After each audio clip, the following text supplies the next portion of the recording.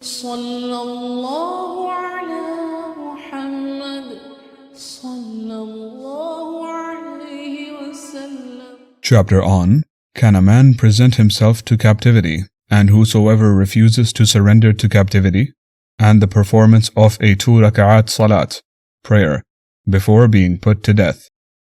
Narrated Abu Hurairah, may Allah be pleased with him, Allah's Messenger, peace be upon him, sent a Sariyah, army unit, of 10 men, as spies under the leadership of Asim bin Thabit al-Ansari, the grandfather of Asim bin Umar al-Khattab. They proceeded till they reached Hada'a, a place between Usfan and Mecca, and their news reached a branch of the tribe of Hudayl called Bani Lihyan. So they sent about 200 men, who were all archers, in their pursuit, to follow their tracks till they found the place where they had eaten dates they had brought with them from Al-Madinah. They said, "These are the dates of Yathrib," that is, Al-Madinah, and continued following their tracks. When Asim and his companions saw their pursuers, they went up a high place and the infidels circled them. The infidels said to them, "Come down and surrender, and we promise and guarantee you that we will not kill any one of you." Asim bin Thabit, the leader of the Sariyah, said, "By Allah, I will not come down to be under the protection of infidels. O Allah, convey our news to your Prophet, peace be upon him." Then the infidels threw arrows at them till they martyred. Asim, along with 6 other men, and 3 men, came down accepting their promise and convention, and they were Khubayb al-Ansari and Ibn Dathina and another man. So when the infidels captured them, they undid the strings of their bows and tied them. Then the third of the captives said, "This is the first betrayal.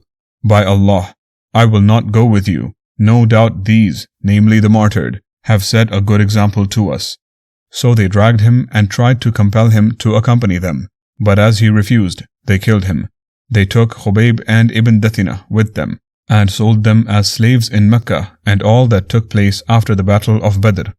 Khubayb was bought by the sons of Al-Harith bin Amir bin Nufail bin Abd Manaf. It was Khubayb who had killed Al-Harith bin Amir on the day of the battle of Badr, so Khubayb remained a prisoner with those people. Narrated Az-Zuhri, Ubaydullah bin Iyad said that the daughter of Al-Harith had told him, when those people gathered to kill Khubayb, he borrowed a razor from me to shave his pubes and I gave it to him. Then he took a son of mine while I was unaware when he came upon him.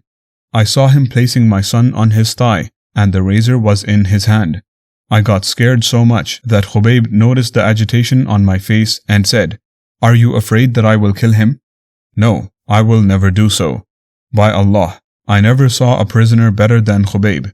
By Allah, one day I saw him eating of a bunch of grapes in his hand while he was chained in irons, and there was no fruit at that time in Mecca."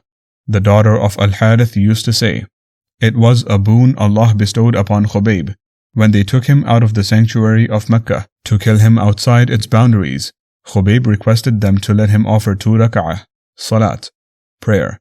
They allowed him, and he offered a 2 Rak'ah prayer, and then said, "Hadn't I been afraid that you would think that I was afraid of being killed, I would have prolonged the Salat, prayer. O Allah, kill them all with no exception." He then recited the poetic verse, "I, being martyred as a Muslim, do not mind how I am killed in Allah's cause, for my killing is for Allah's sake, and if Allah wishes, He will bless the amputated parts of a torn body." Then the son of Al-Harith killed him. So it was Khubayb who set the tradition for any Muslim sentenced to death in captivity to offer a 2 Rak'at Salat, prayer, before being killed. Allah fulfilled the invocation of Asim bin Thabit on that very day on which he was martyred. The Prophet, peace be upon him, informed his companions of their news and what happened to them. Later on, when some infidels from Quraysh were informed that Asim had been killed, they sent some people to fetch a part of his body, that is, his head, by which he would be recognized. That was because Asim had killed one of their chiefs on the day of the battle of Badr. So a swarm of wasps, resembling a shady cloud, were sent to hover over Asim and protect him from their messenger, and thus they could not cut off anything from his flesh. Footnote: the invocation of Asim bin Thabit that was fulfilled. O Allah, convey our news to your Prophet, peace be upon him.